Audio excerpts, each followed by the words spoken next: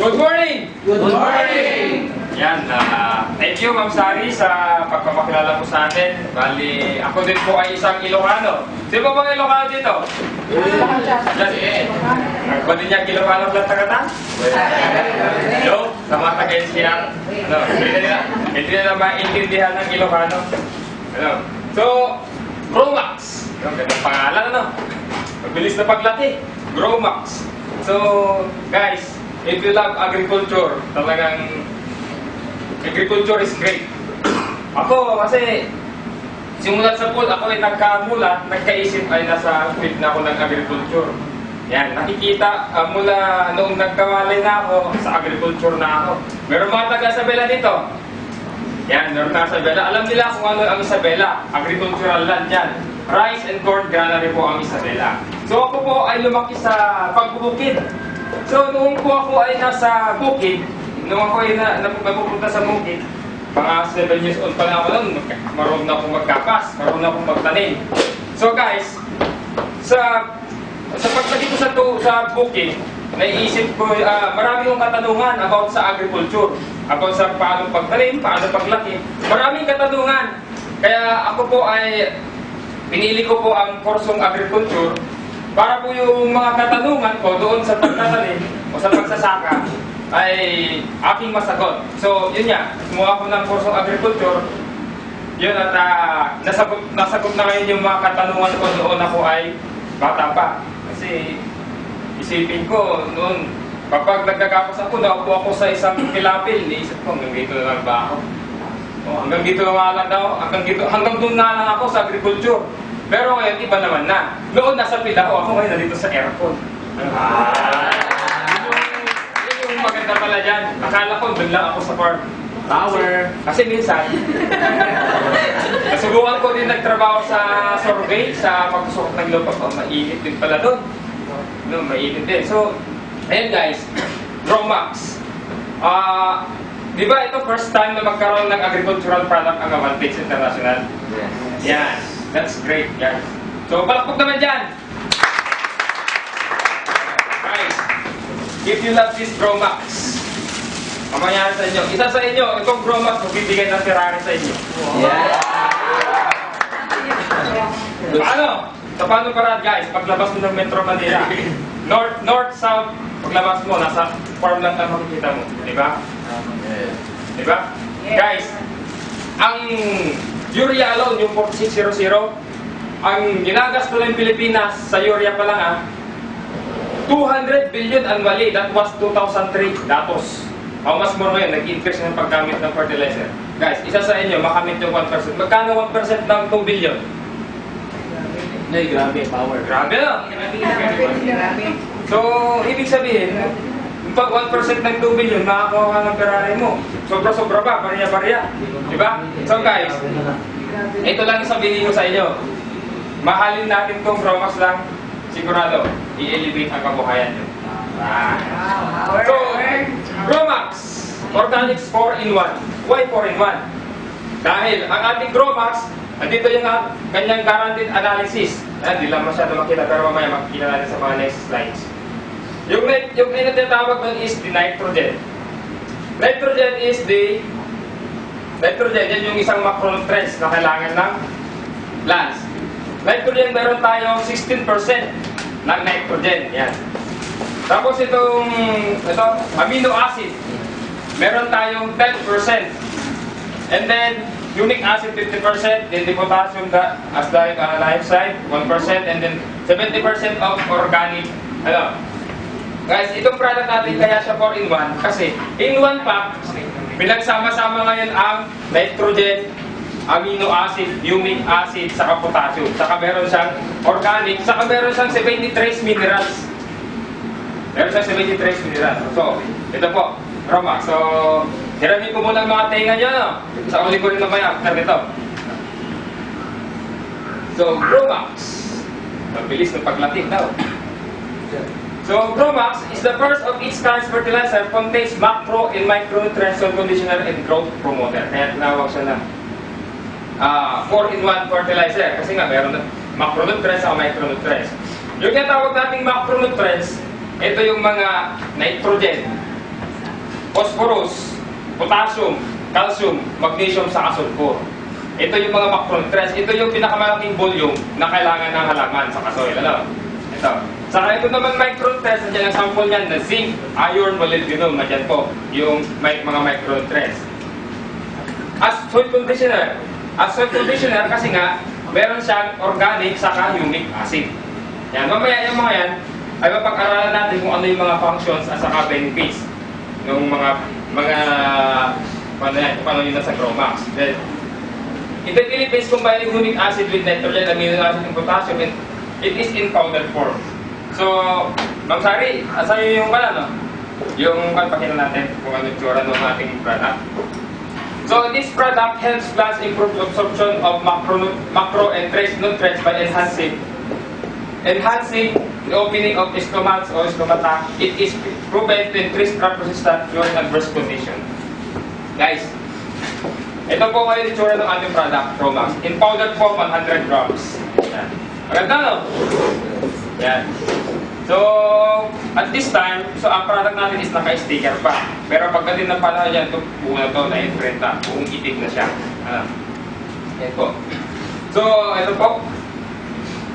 Gromax. So, Gromax improves flavor.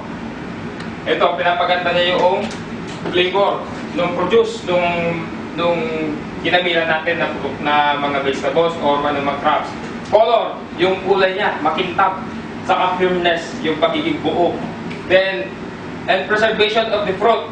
Ito yung tawag natin preservation. Halimbawa, kapag nag-harvest tayo, minsan natin ibenta agad. Like for example, di kamatis, or tomato, or the rice.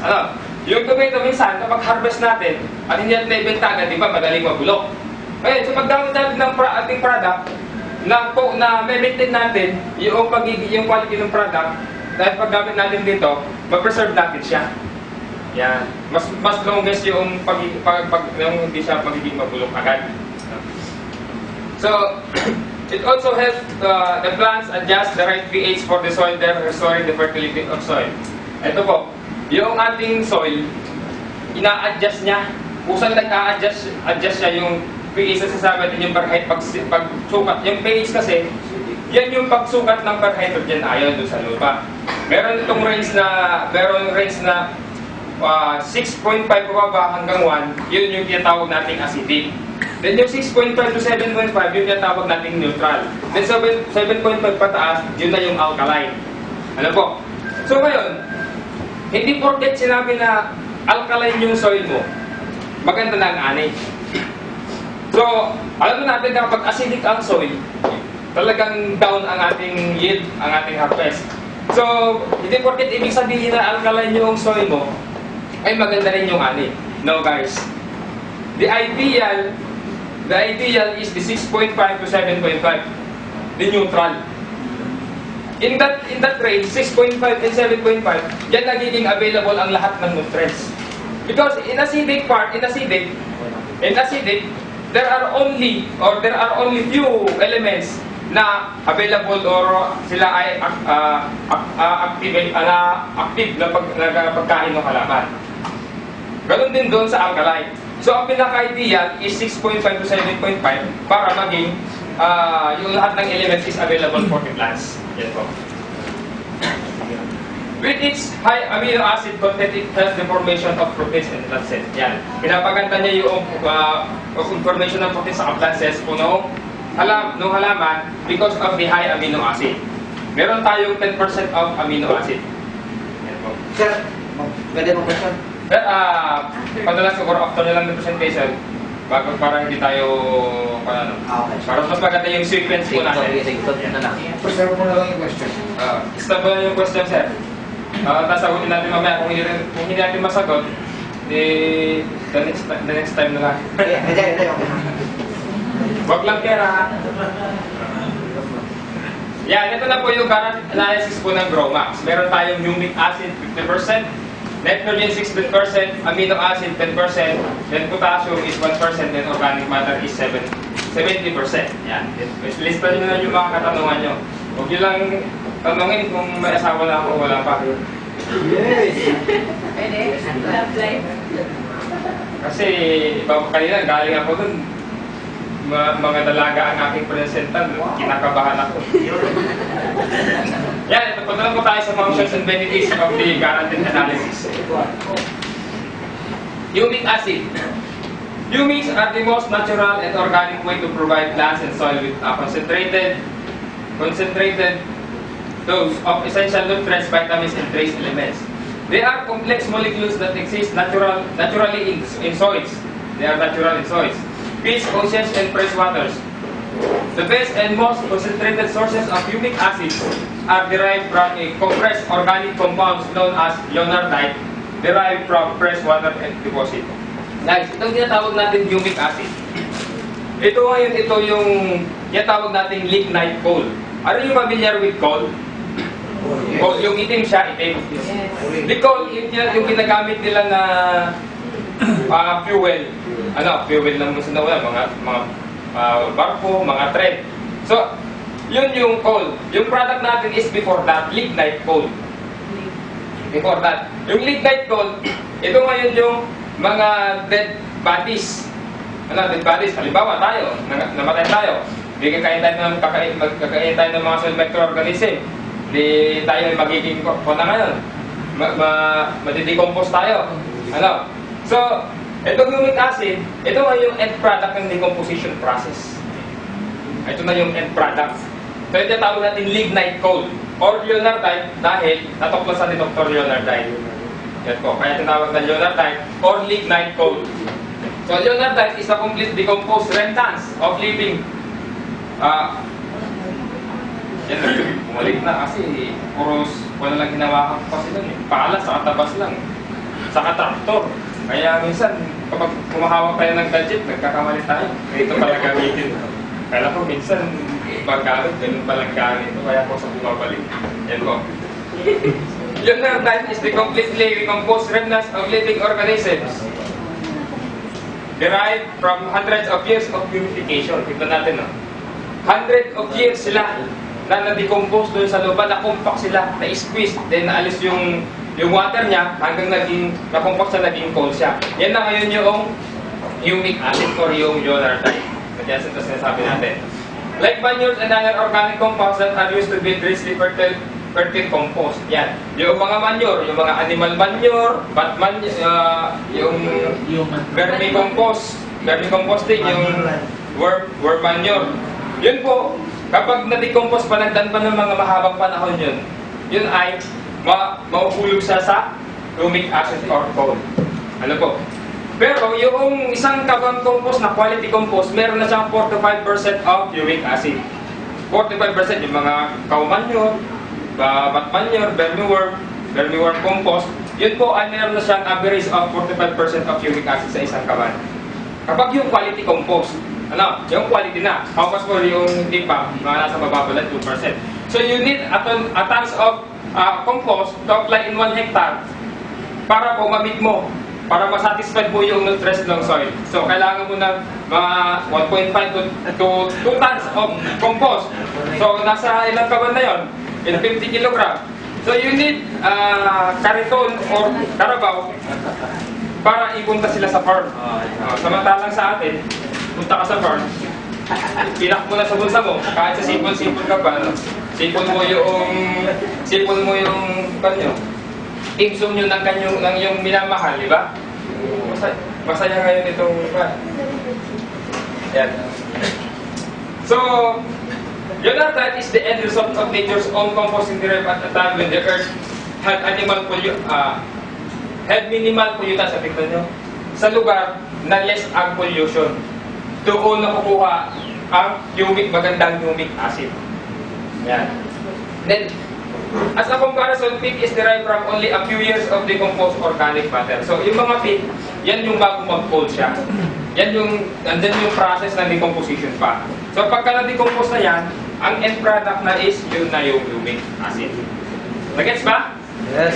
Yan. Thank you. So, humic acid, physical benefits. So, physical benefits of the humic acid is increases water holding capacity. Ito, mataas na yun na abilidad itong humic acid doon sa soil na maghawak ngayon ng tubig. kaya niya mas mahaba or mas malakas yung abilidad niya na maghawak ng tubig doon sa soil. Yan, because of the humic acid. Isa, increases aeration of soil. Yan, pinapaganda niya yung pag-penetrate ng oxygen or air doon sa lupa. Dahil ang soil natin, meron din tawag dyan na pore space. Pore space na kung saan nandyan yung naglalagay yung tubig saka yung hangin. It's not full na soil talaga siya. Merong tubig, percentage ng tubig, merong percentage siya ng hangin. Saka andun naman niya yung naglalagay yung mga nutrients. Yan po. Then, improve soil workability ito. Gumaganda yung pagtatrabaho ngayon ng ating soil. Kaya ibig sabihin, kapag tinanong mo yung magandang lupa natin, so asaan mo maganda ngayon ang ating ani o ating yield. Yan, help resist drought. O yan, sabi nga natin, kaya niya maghawak ng mataas na tubig. Ibig sabihin, kapag nagtanim tayo doon, kaya tayo maghawak ng maraming tubig, mariresist natin yan itong tinatawag nating drought o yung tigang o yung El Niño na tinatawag natin. Yan.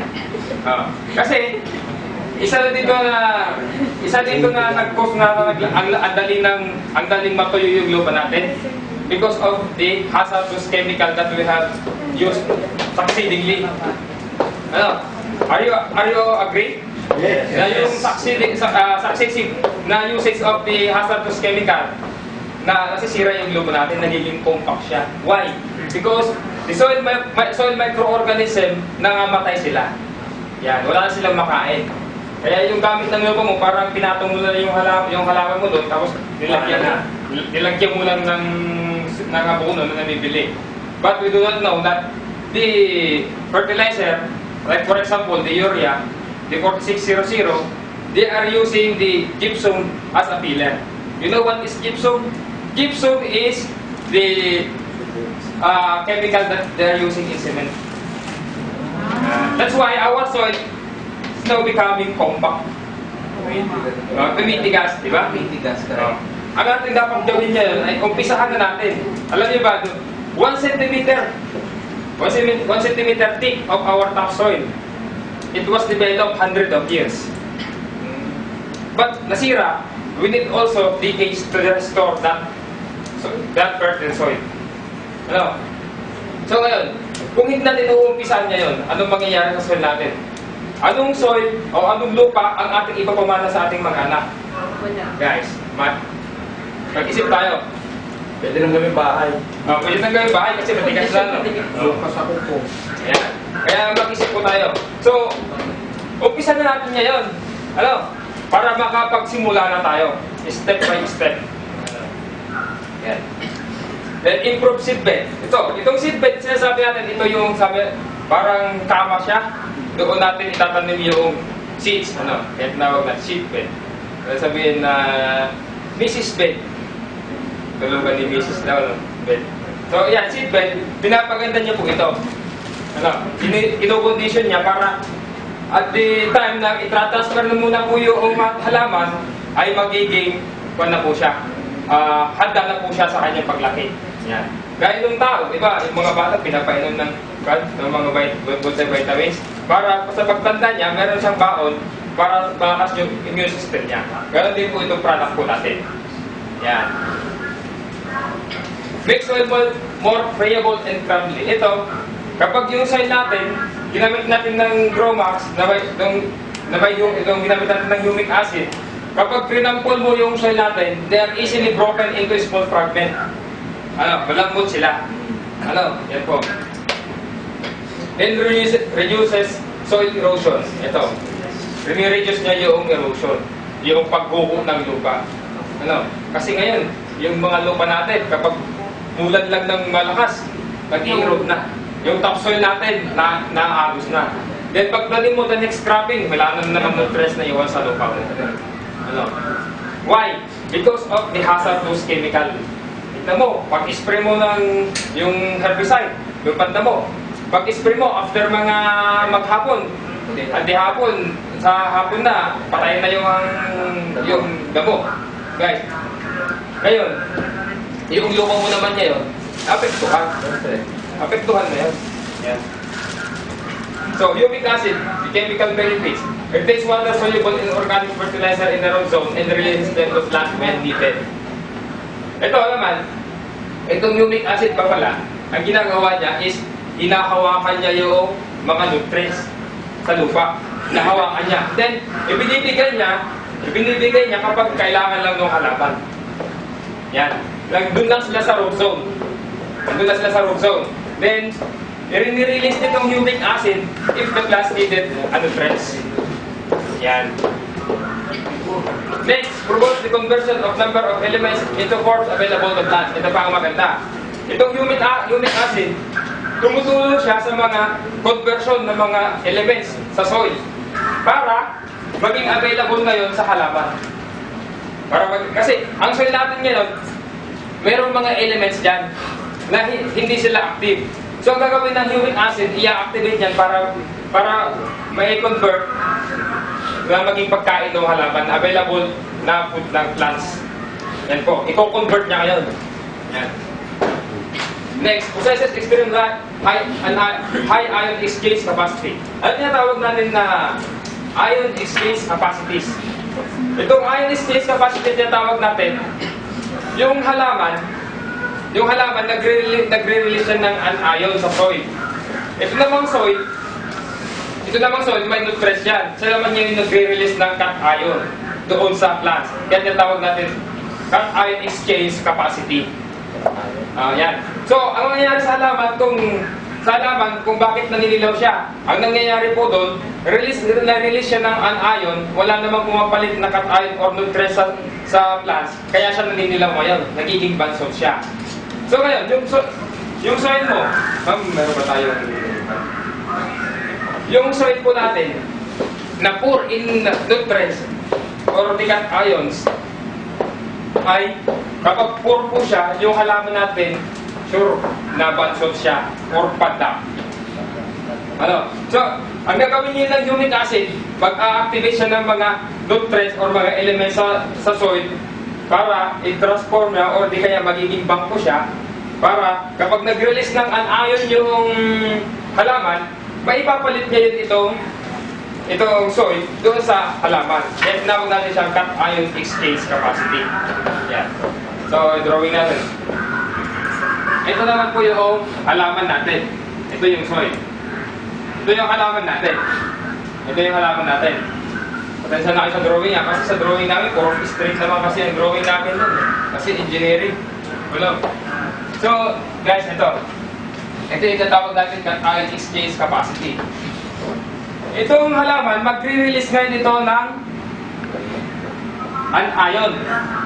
Ito naman itong soil natin na may mga nutrients.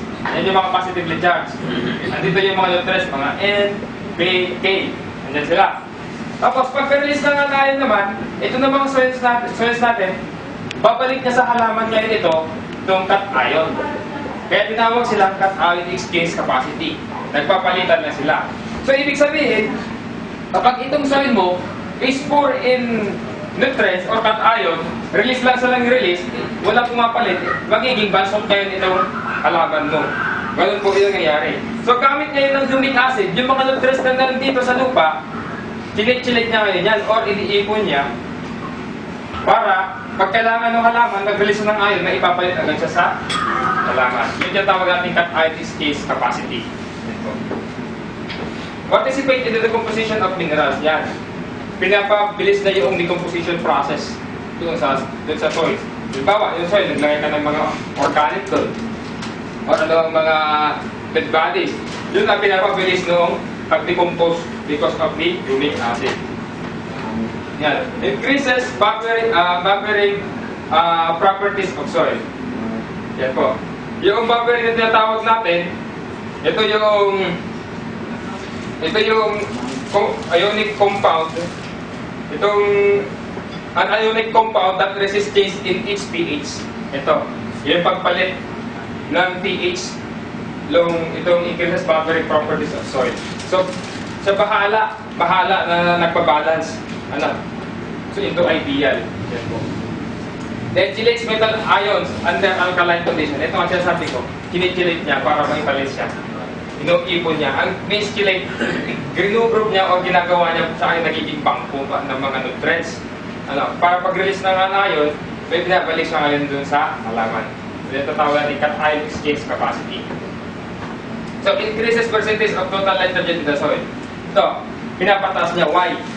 Because the nitrogen, it is easily volatilized. What is volatilization? Volatilization, ito yung paglipad. Ito yung paglipad ng nutrients pataas. Ito yung tatawag natin volatilization. Wag bulataw ha. Volatilization. Yan yung paglipad. Ay yung pumunta sa... Ito naman yan ay magiging ko na siya ngayon, atmospheric nitrogen na naman yan. So kapag kumulog, kumidlat, pag nitrification yun, babagsak, magiging abono na naman yun. Kaya tignan nyo, kapag kumukulog, kumikidlat, di ba, pag after ng mga ilang araw, ang mga halaman lumalago siya. Kasi nga, nagbagsak siya ng mga nitrogen. Yan. Kaya ngayon, kapag meron mataas ang humic acid ng soil, nagpre-prevent niya ngayon itong volatilization, hinahawakan niya ngayon. Isa pa, yung leaching, yung sinasabi, yung leaching. Ito naman yung pagsama ng mga nutrients papunta sa baba, pagsama sa tubig, papunta sa water table o sa water level doon sa lupa natin. Kaya ngayon, yung groundwater natin, hindi na siya inumin kapag hindi dumaan sa makina. Why? Acidic na siya. Yan yung cause niya. So, ibig sabihin, ang humic acid pala, kapag nandun sa lupa, mataas ang humic acid, hinahawakan niya yung mga yan. Yan. Rine-reduce niya yung volatilization saka yung leaching na sinasabi natin. Yan. Kaya sabi kanina, reduces soil erosion. Yung pagbubo ng lupa. Biological benefits. Stimulates plant growth by accelerating cell division, increasing rate of development and growth system. So ito, ang humic acid ko pala, isang gamit nito, yung rapid increase of roots. Ano? Yung pagdami, yung paghaba, yung length. So, ibig sabihin, kapag mas marami siyang roots, ibig sabihin, mas marami kakain niya yun ng nutrients. So, ibig sabihin, mas maganda ngayon, mas malago ngayon itong halaman mo. Ano? Ganyan po. Increases the germination and viability. Yan. Pinapabilis na yung pagtubo o yung pag-germinate noong seeds. Yung pagtubo niya. Increases vitamin content of the plant. Natignan niyo? Tumutulong din siya sa